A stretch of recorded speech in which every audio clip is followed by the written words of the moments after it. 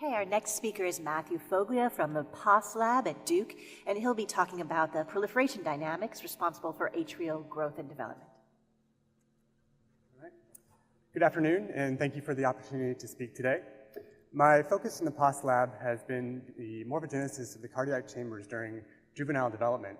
And specifically, I want to talk today about using a multicolor genetic labeling tool to map the cellular processes that construct the adult atrial form.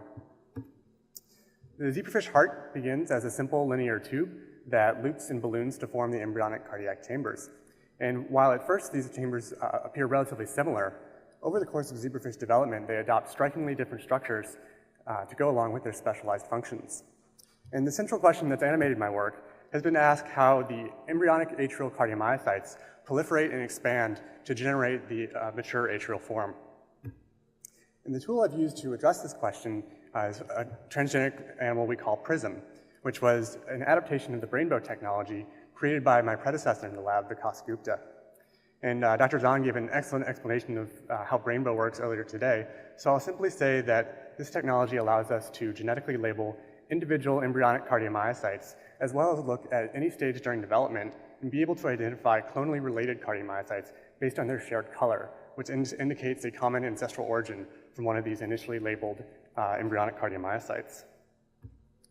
I found that the easiest way to explain how the atrium forms is to compare and contrast it with some of the observations that Vikas made when he initially described how the ventricle matures.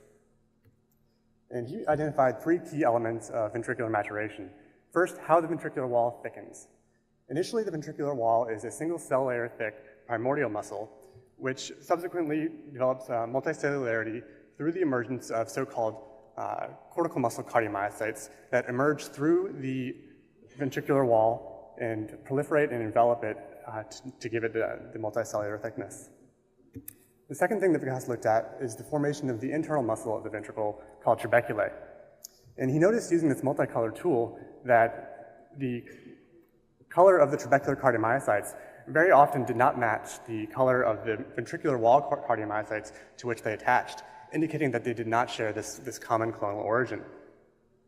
And this, along with some excellent imaging work that was published by Didier Stanier's lab, led to the understanding that these trabeculae form when ventricular wall cardiomyocytes delaminate from the wall into the lumen, migrate a short distance, and reattach elsewhere, which helps explain this pattern that we observed during this multicolor clonal analysis. Third, Vikas looked at the ultimate clonal composition of the wall, noting that early in development, while we have this primordial wall, there are a large number of like-sized clonal patches that are subsequently reduced to a very small number of clonal populations that dominate the ventricular wall. And again, this is the result of that cortical muscle emergence that occurs only a few times in each heart, giving rise to these dominant clones in the ventricular surface.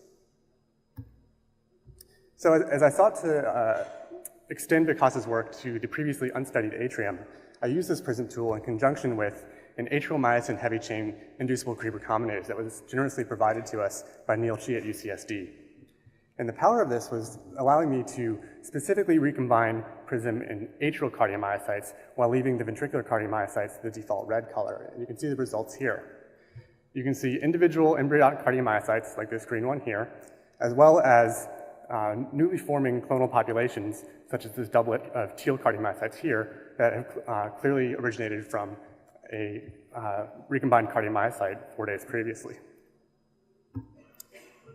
So I think with the help of these tools, I want to present evidence to you that the morphogenic processes that build the atrium are distinct from those that build the ventricle, and not simply a lesser recapitulation of the events in the other chamber. So first, looking at wall thickening. And it turns out that the atrial wall doesn't thicken at all. Recombining atrial cardiomyocytes at 3 days post-fertilization and looking at hearts at 7 days, 14 days, and 42 days post-fertilization, something striking was fairly evident right off the bat. But by 14 days post-fertilization, the atrial myocardium has adopted this unique webbed morphology, sort of mesh-like, with large discontinuities within the atrial myocardium. And as you can see, this webbed morphology persists up to and beyond 42 days post-fertilization, as we quantify here. Looking a little more closely, the multicolor labeling let me look really closely at individual cardiomyocytes to get at how this morphology comes about. At 7 days post-fertilization, you see the cardiomyocytes are relatively immature. They're squamous in morphology with broad cell-cell contacts. By contrast, at 14 days post-fertilization, the individual cardiomyocytes, like this one outlined here, are more mature looking. They're rod-like and branched with reduced cell-cell contacts. And when this individual morphology change is applied across the entire atrial myocardium, you get this unique webbing with large discontinuities where there simply is no myocardium in the atrial wall. And to verify this wasn't some sort of strange artifact of our fluorescent reporter system, we looked at a number of other cardiomyocyte markers, and you can see that the discontinuities and the web morphology is also evident in these images. To get at what's going on inside these areas of absent myocardium, I looked at laminin as a marker of extracellular matrix, which is indeed deposited in these areas, as well as a TCF21 DS-RED reporter for epicardium. And you can see in these images really nicely that overlying the webbed mesh-like myocardium, you have this contiguous layer of epicardial cells that helps maintain the structural integrity of the chamber. So beginning to build this model of atrial development during the juvenile stage, we see that rather than forming a thickened cortical muscle, the atrial myocardium remains a single cell layer thick and indeed becomes mesh-like and discontinuous, with the epicardium providing sort of the continuity of the chamber wall. Moving forward, I next looked at the formation of the internal muscle of the atrium, which is called pectinate muscle. And this was facilitated greatly by the fact that even late in development, the pectinate fibers that are most closely opposed to the atrial wall are quite thin and usually composed of only one or maybe two clonal fibers.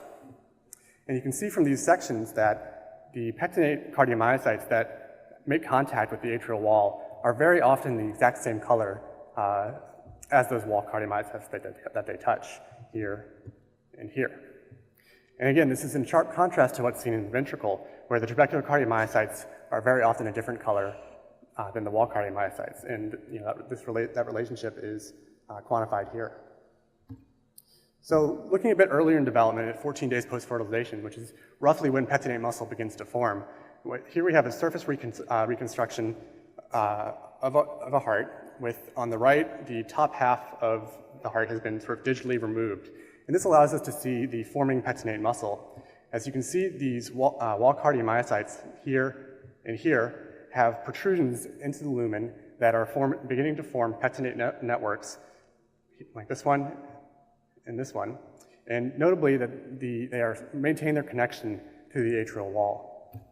So, adding on to this model that we're building, we see that in contrast to the ventricle, where trabecular muscle is formed by delamination and migration, resulting in this mismatch of colors between the internal muscle and the exterior wall, the atrium is formed by what appears to be direct branching of wall cardiomyocytes into the lumen to form these pectinate networks and maintain that clonal relationship.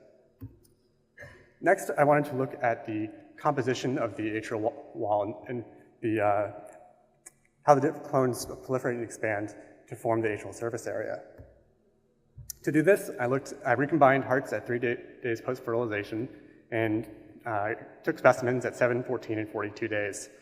And for each of these hearts, I traced every distinguishable clone that I could and counted the clones for each heart, as well as their relative contribution to the atrial surface area.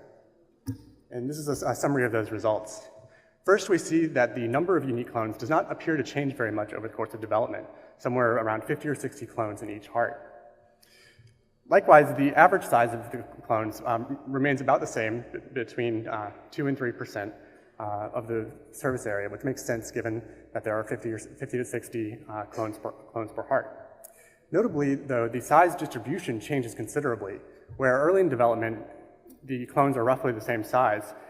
By 42 days post-fertilization, some clones seem to have barely proliferated at all, while others have expanded enormously and contribute a disproportionate amount to the atrial wall. And I think that's maybe better seen here, where each column is an individual heart, and each dot represents a clone within that heart. And you can see at 7 days, they're all roughly clustered down here. And by 14, and most remarkably at 42 days post-fertilization, there's usually 1 to 2 clones that are really dominating the atrial surface area up to 25 or 30%, and examples of those are shown here. So to round out the model of atrial development that we have, we see that while both the ventricle and the atrium show this interesting clonal dominance pattern, whereas in the ventricle this occurs by the emergence of cortical muscle, in the atrium, which doesn't form cortical muscle, this appears rather to form by heterogeneity in the lateral expansion of the individual clones, where some proliferate to a much greater degree than others, generating this characteristic pattern of clonal dominance. So these and other results were recently published in Development if you're interested in looking further. But in my remaining time, I'd like to introduce some preliminary data for a project that I think is complementary to what we've looked at as far as the cellular events during morphogenesis, looking at the genetic and regulatory determinants of atrial and ventricular identity. To do this, I've been working with a postdoc in the lab, Aaron Goldman, to do chromatin immunoprecipitation using the histone variant H3.3. The biology of this variant is interesting in that it is preferentially deposited in areas of chromatin that are under active regulation, namely gene bodies and promoters and enhancers, as well as a few others. And just briefly, the tool that Aaron generated allows us to specifically biotinylate H3.3 in cardiomyocytes. So when we take atria and ventricle apart and perform ChIP-seq on the individual pools, we're able to identify genes with differential H3.3 representation. And an example of that is shown here with the molecule troponin C1b. And you can see that the H3.3 enrichment is marked in the atrial dataset relative to the ventricle, suggesting that transcription of troponin C1b is more activated in the atrium. And we see by in situ hybridization that appears to be the case.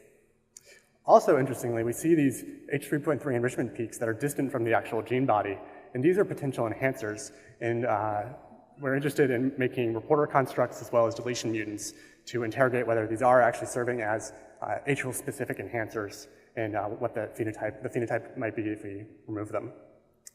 So with that, I'll wrap up, and thank you for your time, and I'll take any questions.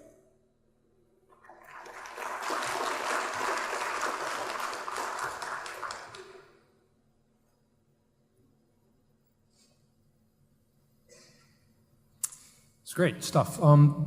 Just curious, on the bigger clones, the dominant clones that come up on the atrium, are they always in the same position, or are they scattered sort of randomly? I get that question a lot. It's a great question, and I wish I could answer it. So the method that we use to mount these hearts really makes spatial considerations difficult to talk about. So it could be totally stochastic where they arise. The other thing that's difficult is that when they're that dominant, where do they begin?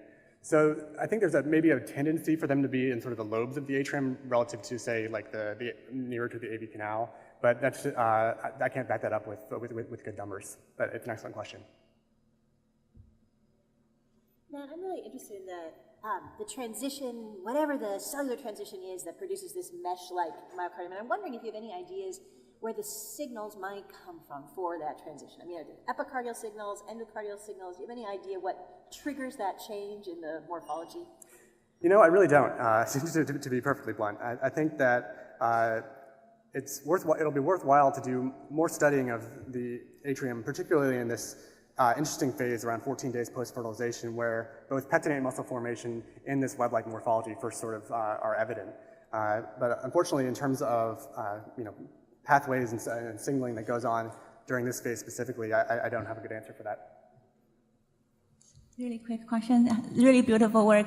So actually to follow up on Debbie's question, so one major difference between atrium and ventricle is the coronary vessel.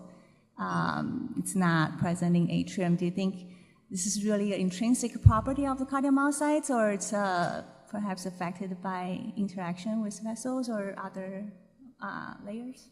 Yeah, it's a really interesting question, and I'm actually, with another postdoc in the lab, working on this question of how coronary development in the ventricle sort of shapes morphology in that chamber relative to the atrium where it doesn't happen. I think that the timing, as far as the webbing and the pectinate formation, the timing doesn't quite match up because the coronary vessels seem to arise around 6 weeks post-fertilization, whereas the webbing occurs much earlier. But in terms of the thickness of the chamber, I think that the coronary vessels likely have a role in permitting the ventricle to develop this thick wall that obviously isn't necessary or is perhaps even not desirable in the atrium. So I think you have an excellent point. Thank you.